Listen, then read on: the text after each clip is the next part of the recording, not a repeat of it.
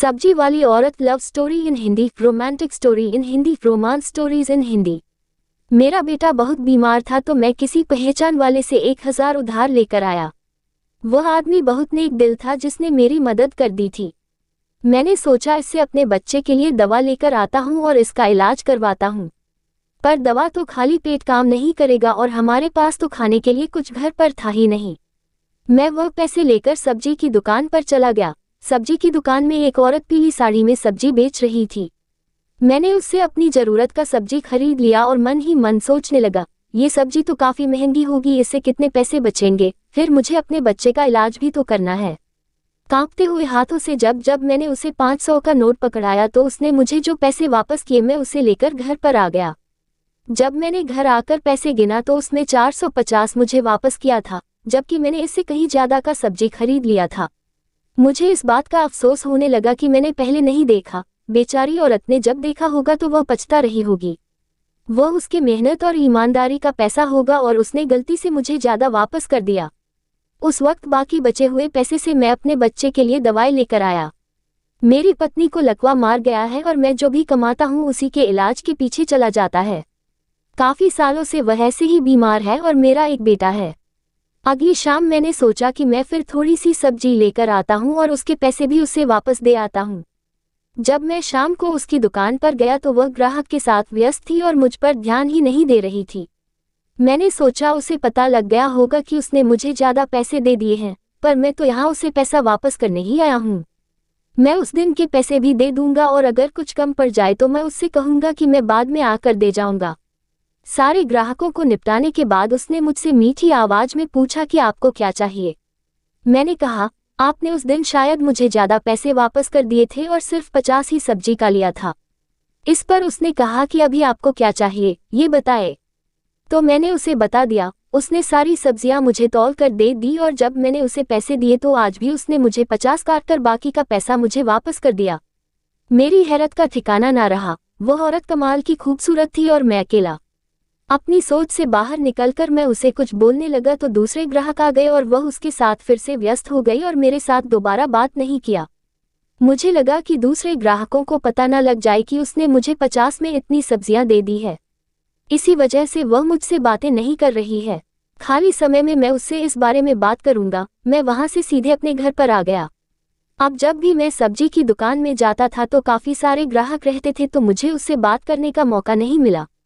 पर वह सब्जी के हमेशा ही 50 ही लिया करती थी और इससे मेरे पैसे की अब बचत होने लगी थी, जिससे मैं अपनी पत्नी का इलाज करवा रहा था।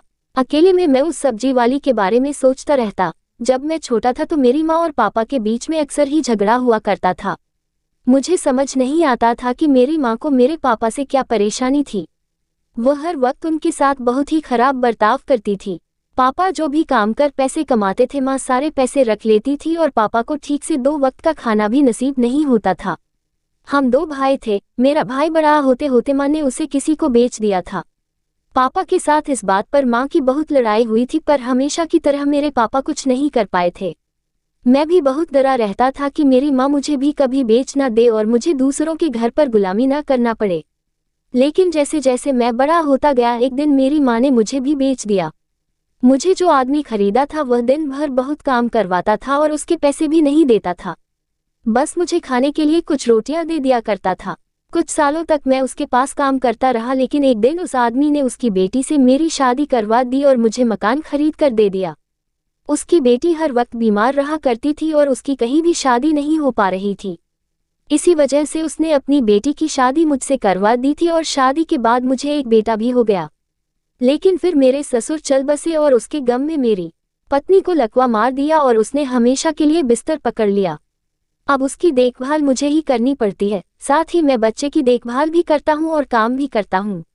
मैं मजदूरी का काम करके किसी तरीके से पैसे कमाता हूँ। रात को मुझे अकेलापन महसूस होता है। मेरी जिंदगी बिल्कुल जहन्नुम बन चुकी है, लेकिन इस सब्जी वाली की वजह से अब मेरे पैसे बचने लगे तो मैं अपने बेटे को सरकारी स्कूल में डाल दिया। वह स्कूल जाने लगा था। सब्जी वाली से मिलकर मैं ताज़ा हो जाता था।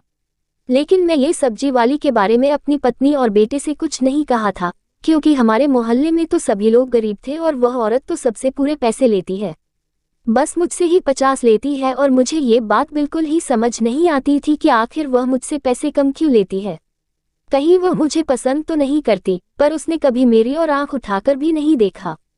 मोहल्ले के लोग जानते थे कि मेरी पत्नी बीमार रहती है, इसलिए मोहल्ले की कई अकेली औरत मुझसे बात करने की कोशिश करती है कि मैं अपनी पत्नी को घर से निकालकर उनके साथ रिश्ता बना लूं।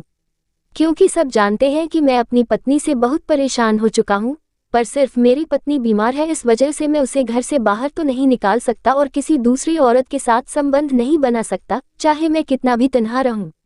एक दिन मैं उस सब्जी वाली के पास सब्जी लेने गया तो मैंने सोच लिया था कि आज उससे पूछूंगा कि आखिर तुम सब्जी के इतने कम पैसे क्यों लेती हो।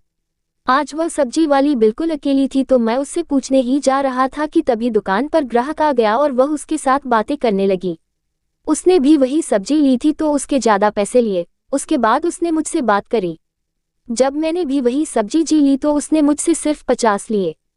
उस वक्त दुकान में ग्राहक की भीड़ लग गई तो मैं उससे कुछ नहीं पूछ पाया और घर पर वापस आ गया। लेकिन अब मैं समझ चुका था कि करीबन 100 से 150 की सब्जी वह मुझे सिर्फ 50 में ही दे दी है। एक दिन मैं जिस बिल्डिंग पर काम करता था उसकी छत की ढलाई होनी थी, तो मालिक ने मुझे पैसे दिए और सब मजदूरों के लिए सब्जी लाने को कहा। मैं उस सब्जी वाली के पास गया और ढेर सारी सब्जी खरीदने लगा। मुझे इतनी सारी सब्जी खरीदते हुए देखकर वह चौंक उठी। सारी सब्जियां तोलने के बाद जब मैं उसे पैसे दिए तो उसने बस मुझसे 50 ही लिए।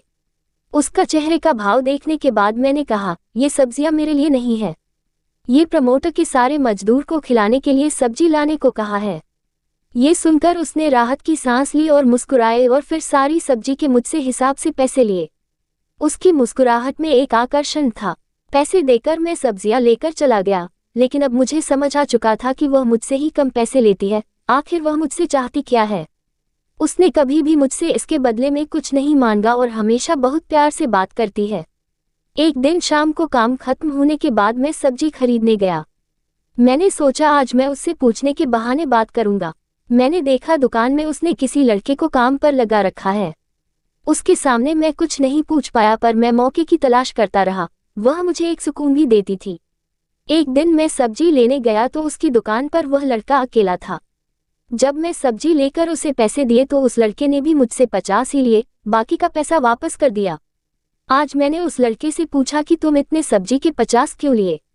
उसने कहा, मालकिन ने मुझे कह रखा है कि आप जब भी आओ जितनी भी सब्जियां ले लो, मैं आपसे 50 से ज्यादा ना लूं।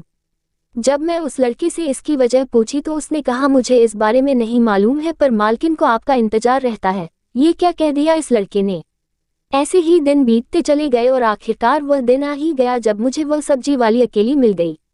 आज मैंने उससे पूछा, मैं तुमसे जितनी भी सब्जियां लेता हूं तुम मुझसे उसके 50 ही क्यों लेती हो। उसने पूछा, मैंने जो आपसे कम पैसे लिए इससे आपको कोई मदद हुई। मैंने कहा, मेरी बहुत मदद हुई। मेरे पैसे बचने लगे, जिस वजह से मैंने अपने बेटे को स्कूल में दाखिल करवा दिया और अपनी पत्नी का भी इलाज करवाने लगा। उसने ने कहा, मैंने आपकी मदद करने के लिए ही सब्जी के कम पैसे लिए ताकि आपका भला हो जाए। अब मैंने उससे जो पूछा वह सुनकर वह घबरा गई। मैंने कहा, मैं तो गरीब की बस्ती में ही रहता हूँ और यहाँ ज्यादातर लोग गरीब ही हैं, और फिर तुम मेरी मदद क्यों करती हो। उसने कहा, अगर तुम ये जानना चाहते हो तो पहले तुम्हें एक वादा करना पड़ेगा कि सब जानने के बाद भी तुम मुझसे ही सब्जी लोगे। मैंने उससे वादा किया तो उसने कहा कि कल रात को तुम मेरे घर पर आ जाना, तुम्हें तुम्हारे जवाब मिल जाएगा, और उसने जल्दी से अपना पता भी मुझे दे दिया। मैं उससे पूछने ही जा रहा था कि तुम यही अभी बता दो ना, इसके लिए तुम्हारे घर पर जाने की क्या जरूरत है। पर इससे पहले कि मैं कुछ पूछता वहां ग्राहक आ गए और वह उनके साथ व्यस्त हो गई। मैं वह पता लेकर अपने घर पर आ गया, लेकिन रात भर मैं उस औरत के बारे में सोचता रहा। आखिर उसने मुझे अपना पता क्यों दे दिया, कैसे मुझ पर ऐसे भरोसा कर लिया। रात भर मैं काफी घबराता रहा।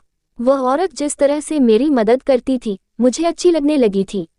मेरी बीवी काफी सालों से बिस्तर पर पड़ी है और मैं अकेला और परेशान ही रह गया हूँ। आखिर मैं भी तो एक मर्द हूँ।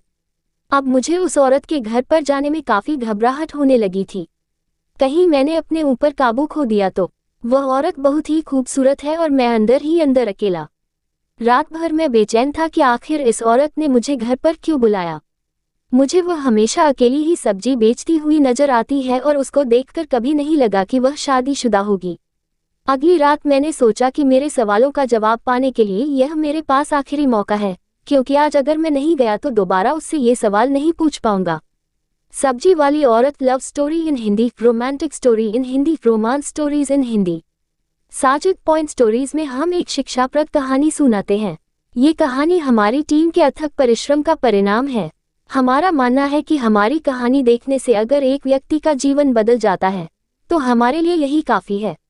अगर आपको हमारी कहानियाँ पसंद आती हैं तो दोस्तों को भी सुझाव दें। हम ये सुनिश्चित करने की पूरी कोशिश करते हैं कि कोई गलती न हो, लेकिन अगर कोई चूक हो तो हम क्षमा चाहते हैं। हम और सुधार करेंगे। बहुत बहुत धन्यवाद।